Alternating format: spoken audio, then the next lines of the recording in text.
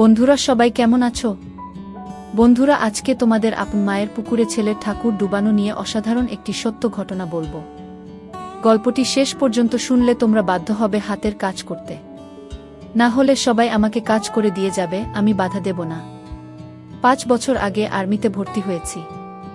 বাড়িতে মা আর ছোট একটা বোন আছে, অনেক আগে মারা গেছে। আমি তখন 9-এ পড়ি আর ছোট বোনটা 5-এ। তখন থেকে মা নিজে সংগ্রাম করে সংসার চালিয়েছে। ঘরে বসে সেলাই মেশিন দিয়ে মানুষের কাপড় বানিয়ে বানিয়ে আমাদের ভরণ পোষণ করেছে। কিছু চাষের জমি ছিল, তাই রক্ষে না তো আমার চাচা কাকারা যেমন হারামি এক মুঠো ভাত তুলে দেওয়ার মানুষ ছিল না। নানা নানি দাদা দাদি অনেক আগেই পটল তুলেছে। মামা মামিরা কিছুটা সহযোগিতা করেছে, তাও নাকড়ার মতো করেছে, যাতে মা যা ভাগে পেত তা লিখিয়ে নিতে পারে। আমার ভুলি মা সরল মনে তা দিয়েও দিয়েছে। যা হোক, আমি কলেজে ভর্তি হয়েছি কেবলই, এমন সময় শুনলাম আর্মিতে লোক নিবে। মাকে বলে লাইনে দাঁড়িয়ে গেলাম। আমার নিজের উপর ভরসা ছিল, কারণ আমি মোটামুটি সব দিকেই ফিট। যেমন উচ্চতা তেমন বডি। মা বলে আমি আমার নানা মামাদের মতো হয়েছি, ঠিক পালোয়ান। বাবা কাকারা তো এক একটা টিনটিনে, সব কয়টা শুধু বদের হাড্ডি। যা হোক, ভালোই ভালোই টিকে গেলাম। বাড়িতে খুশির ঢোল বেজে উঠল, সবাই বলা বলি করল, যাক ছেলেটা কাজে লাগলো, এখন যদি সোনালির কষ্ট দূর হয়। হ্যাঁ, আমি আমার মার কষ্ট দূর করার জন্য কোনো দিকে না তাকিয়ে খেলাধুলা করার বয়সে চাকরিতে চলে গেলাম। গ্রামের বাড়ি হওয়াতে ভয়ের কিছু নেই, আশেপাশে তো কাকা চাচারা আছে। আমার বোন শারমিন আক্তার, বয়স 19, ইন্টার সেকেন্ড ইয়ারে পড়ে। বাবার মতো টিনে কাঠি, আমারই এমন মেয়ে পছন্দের না। মা সোনালী বেগম, বয়স মনে হয় 42 হবে, দারুণ দেখতে, এখনো যুবতী মেয়েদের সাথে পাল্লা দিতে পারবে। ফর্সা লাল টকটকে, মার দীঘল কালো চুল, ঘন মেঘের ভেলা, এত ঘন লম্বা চুল যে তা সারা পিঠ বেয়ে কোমর ছড়িয়ে নিচে নেমে যায়। লাল টকটকে ঠোঁট আর টানাটানা চোখ, সব মিলিয়ে আমার স্বপ্নের নারী, আমার জন্মদানকারী বিধবা মা। যা চরম পাপ, যা কখনো পাওয়ার নয়। সবই জানি, সবই বুঝি, তারপরও মনের কোথায় যেন সোনালীকে নিয়ে স্বপ্নের নীড় রচনা করি। যেখানে মা নয় সে আমার সোনালী, শুধু সোনালী। আমার মনের এই গোপন চাওয়ার কথা শুধু আমি জানি। আমার সরকারি বেতনে মার রূপ যেন দিনকে দিন বেড়েই চলছে। মার গর্বে বুক সব সময় ফুলে থাকে, গ্রামে সব সময় আমার জয় জয়কার। 5 বছরে ভাঙা ঘর পাকা করেছি, এখন 4 রুমের বাড়িটা আমাদের শান্তির নীড়। এবার ছুটিতে এসেই মা বায়না শুরু করলো আমার বিয়ে দিবে। যদিও এটা অনেক আগে থেকেই চলছে, আমি শুধু বারবার এড়িয়ে যাচ্ছি। আজ এ নিয়ে মার সাথে মুখ কালাকালি হয়ে গেল। মার এক কথা, শারমিন বড় হয়েছে, বিয়ে দিতে হবে। এরই মাঝে কয়েকটা সম্বন্ধ এসেছিল, তার বিয়ে হয়ে গেলে সে একা একা কিভাবে থাকবে, হ্যান ত্যান কত কথা। আমি এসেছি শুনে ছোট মামা এলো। সারাদিন থেকে বিকেলে যাওয়ার সময় আমাদের সবাইকে নিয়ে যেতে চাইল। আমরা না যাওয়াতে জোর করে শারমিনকে নিয়ে গেল। বলল 2 দিন পর মা বেটা গিয়ে বেরিয়ে আসবে আর শারমিনকে নিয়ে আসবে। আমাকে আর মাকে নিয়ে যাওয়ার জন্য আর কি এমনটা করল। সন্ধ্যা থেকে আকাশটা মেঘলা হয়ে আছে দেখে বাইরে গেলাম না। না হলে 2 দিন থেকে এসে সন্ধ্যার পর বন্ধুদের সাথে আড্ডা মারতে বেরিয়ে পড়ি। আজ গেলাম না দেখে মাও খুব খুশি। গরম গরম পকোড়া ভেজে দিল।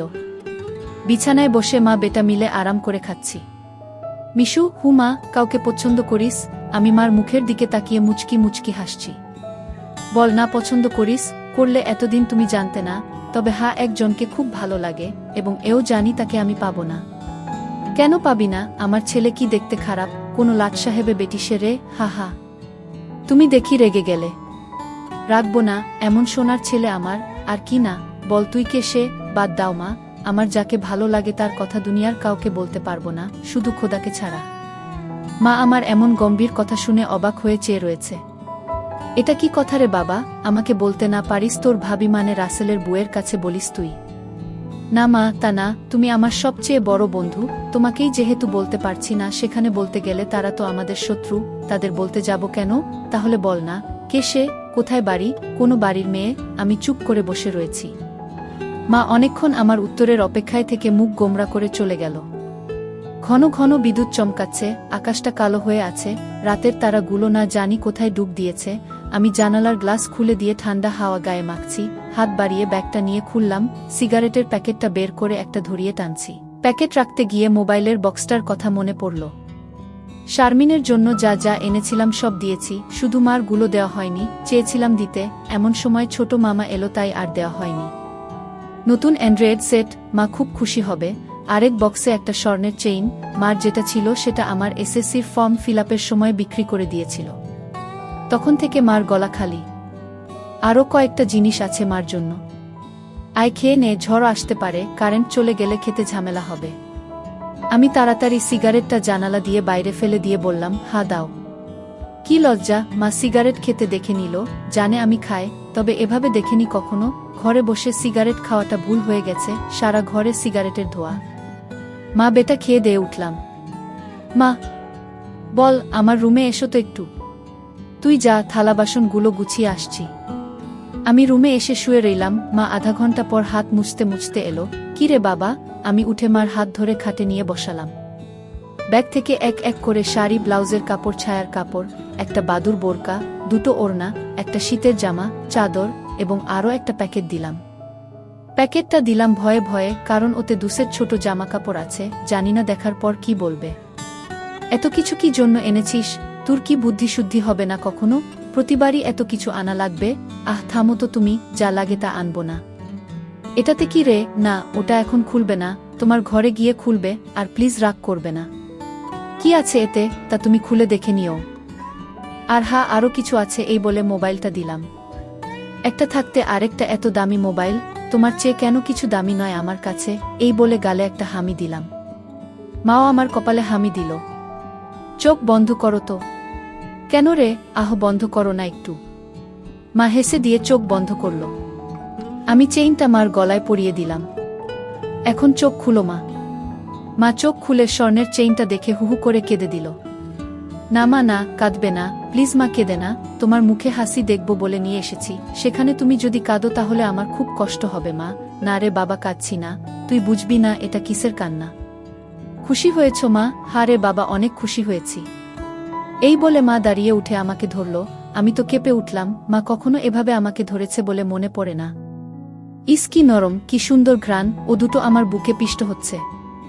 মা অনেকটা খাটো হওয়াতে তার মাথাটা আমার থুতনির নিচে, চুল থেকে সুবাস এসে নাকে লাগছে। নাক মুখ ডুবিয়ে দিলাম চুলে। ধীরে ধীরে আমার ওটা শক্ত হচ্ছে। মন চাচ্ছে হাত দুটো আরেকটু নিচে নিয়ে রাখি, তবে সাহস পাচ্ছি না। মা আমার যা রাগী মানুষ, ছোটবেলায় কত বেত পিটা করেছে তার হিসাব নেই। মার মুখটা দুহাত দিয়ে ধরে কপালে একটা হামি দিলাম। আর কখনো কাঁদবে না মা, আমি যেন তোমার চোখে পানি না দেখি। আচ্ছা বাবা, আর কাঁদব না। তো যাও, লাল তাঁতের শাড়িটা পরে দেখাও তো, দেখি কেমন লাগে আমার মাকে। যা পাগল, আমি বিধবা মেয়ে লোক, এমন লাল টকটকে শাড়ি পরলে মানুষে কি বলবে? কে কি বলল তাতে তোমার কি যায় আসে? আর এখানে মানুষ আসবে কোথা থেকে? মানুষের সামনে না পড়তে চাইলে পড়ো না, এখন আমাকে তো পরে দেখাও। আমার খুব মন চাইছে সাজুগুজু করে কেমন লাগে দেখতে। তাই আমার বাবা এনেছে, আর আমি পরব না তা কি হয়? তবে মানুষের সামনে কখনো পড়তে বলিস না রে। ঠিক আছে মা, আমি শুধু আমার সুন্দরী মাকে দুচোখ ভরে দেখতে পেলেই হলো। যা দুষ্টু, মাকে কেউ সুন্দরী বলে? হা হা, তাই? তাহলে কি বলবো গো? হিহি, তুই জানিস কি বলবি। বেয়াদবি নিও না, প্যাকেটে যা আছে তাও পড়ো। কি আছে রে এতে? যাও খুলে দেখো। মা চলে গেল। আমি পিছন থেকে দেখে মুগ্ধ হয়ে গেলাম। এ মহিলার কি কখনো যৌবনে ভাটা পড়বে না? প্রায় 15 মিনিট পরে মা এলো। অসম্ভব, এ কাকে দেখছি আমি? এতদিন এক পেরে শাড়িতে যে মাকে দেখেছি তার সাথে এ মহিলার কেন মিল নেয়? কি সুন্দর, অতুলনীয়, গর্জিয়াস, মার্ভেলাস, যতই উপমা দিই না কেন কম পড়ে যাবে। মা দরজার কাছে দাঁড়িয়ে আছে, আমি বিছানার পাশে হা করে দাঁড়িয়ে আছি। মা ভীষণ মায়াবী করে হেসে চোখের ভ্রুর উঠানামা করে জানতে চাইলে, কি কেমন? আমি ধীরে ধীরে মার সামনে গিয়ে দাঁড়ালাম। কি রে, কেমন হয়েছে? দারুণ মা, খুব সুন্দর, মনে হচ্ছে অ্যাঞ্জেল। যা দুষ্টু, মাকে এমন কমপ্লিমেন্ট দিতে হয়? আমার 10 পাস মা যে এমন কথাও বলতে পারে জানা ছিল না। সরি মা বলে হাত ধরে বিছানায় নিয়ে বসালাম। আমি নিচে বসে মার কোলে মাথা রাখলাম। তুমি সব সময় এমন ভাবে থাকতে পারো না মা? মা আমার মাথায় চুলে হাত বুলিয়ে দিয়ে, কি পাগলের মতো বলছিস? মানুষে দেখলে কি বলবে? তাহলে বলো, আমি যে কয়দিন থাকবো সে কয়দিন এমন করে সেজে থাকবে কেন রে? আমার খুব ভালো লাগে মা। হি হি পাগল, আচ্ছা থাকবনি। আমি মুখ উঠিয়ে মার মুখের দিকে তাকিয়ে, ওগুলো পড়েছ মা? যা শয়তান, কিছু তো শরম কর। মার জন্য কেউ এসব আনে? জানি না মা কেউ আনে কি না, তবে বাবা থাকলে হয়তো আমিও আনতাম না। সে নেই দেখে মনে হলো আমার মার তো ভালো মন্দর খোঁজ রাখার কেউ নেই। তাই নিজেই রাখি। রাগ হয়েছ মা? না, রাগ হয়নি, কিন্তু আর আনিস না। কেন মা, পছন্দ হয়নি নাকি সাইজে হয়নি? সব ঠিক আছে। তবে তবে কি মা? মা লজ্জায় মুখ ঘুরিয়ে নিয়ে, তুই এনেছিস ভাবলে পড়তে শরম করে রে। আজ থেকে আমাকে ছেলে নয় বন্ধু ভাববে, তাহলে আর শরম করবে না। হবে মা আমার বন্ধু? যাহ পাগল, সমবয়সী না হলে কি বন্ধু হওয়া যায়? এ যুগে ওসব পুরনো কথা মা।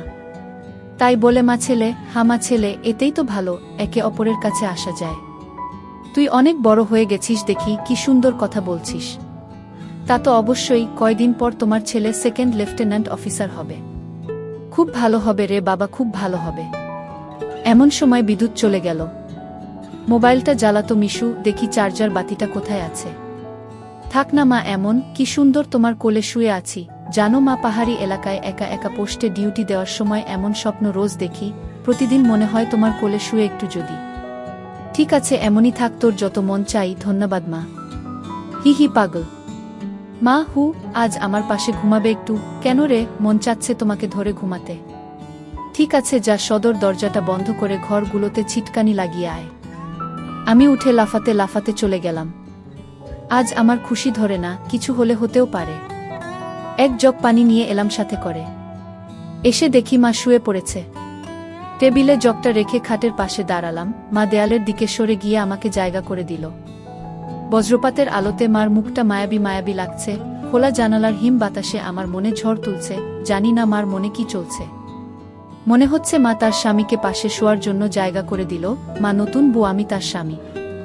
দাঁড়িয়ে রইলি যে, শুবি না? হাসুই।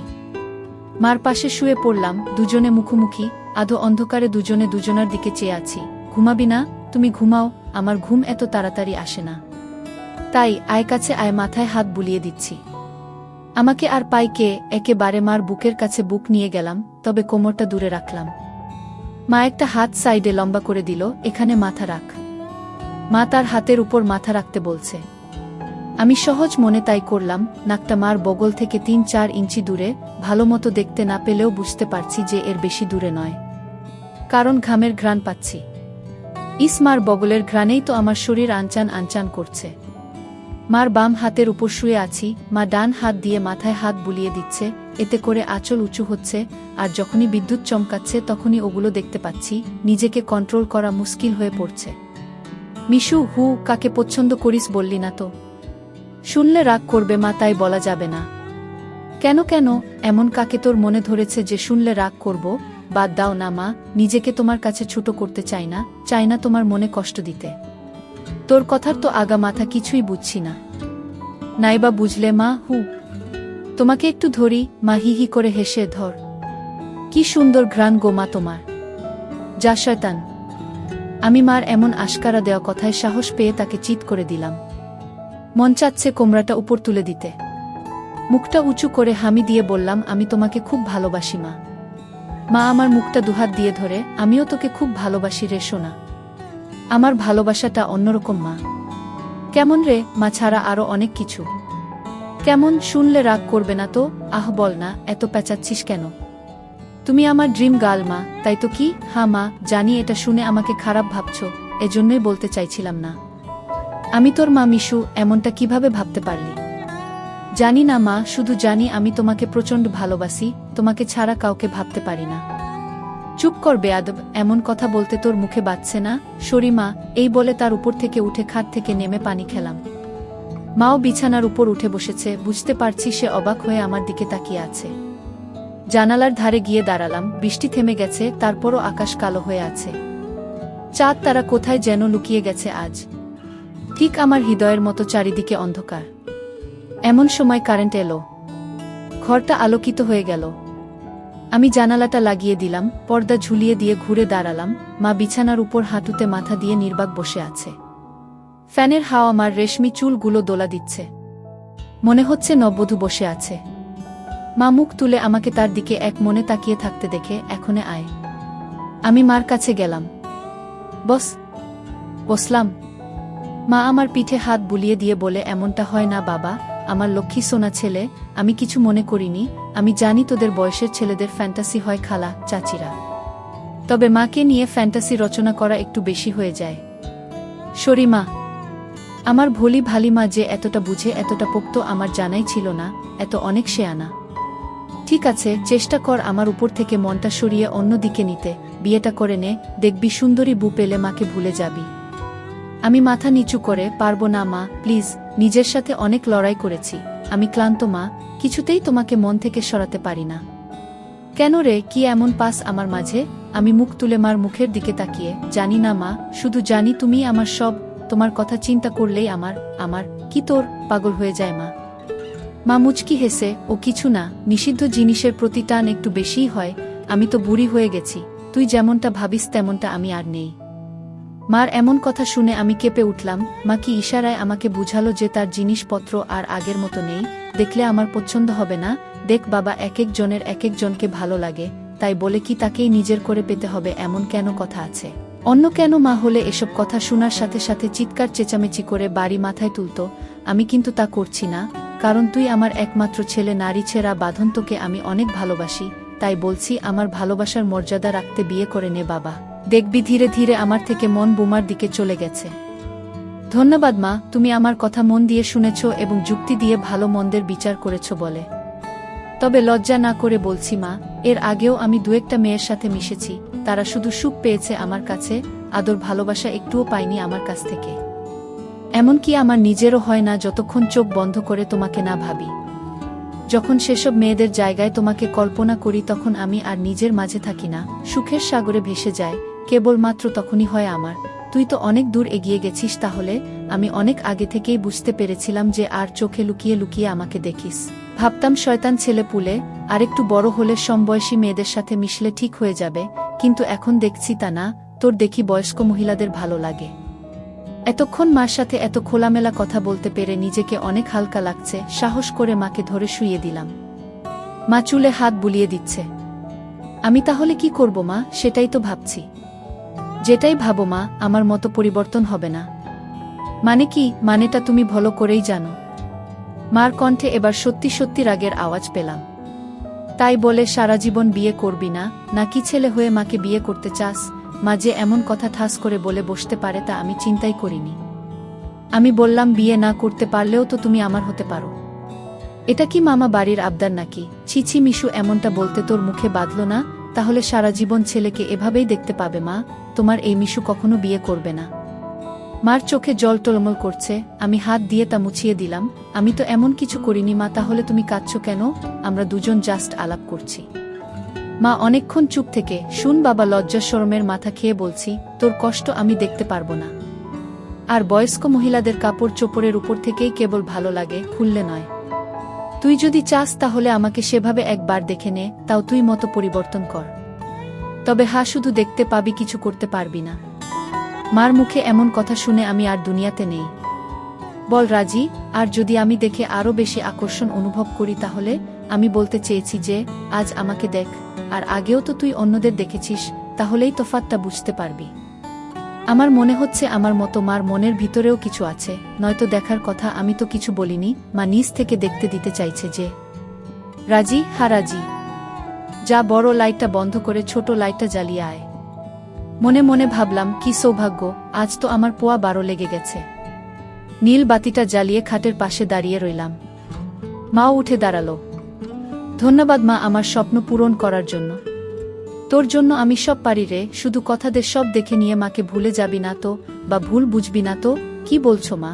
তুমি আমার মা, আমার স্বপ্নের রানী, আমার ফ্যান্টাসির জগৎ, সব কিছুই তুমি। তোমাকে ভুলে গেলে তো নিজেকেই ভুলে যাওয়া হয়।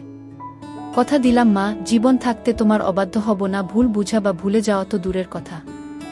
আমি বললাম, কিছু মনে করো না মা, আমি কি ছুঁয়ে দেখতে পারবো? মা আমার চোখের দিকে তাকিয়ে, আমি তোর মা মিশু। হ্যাঁ মা,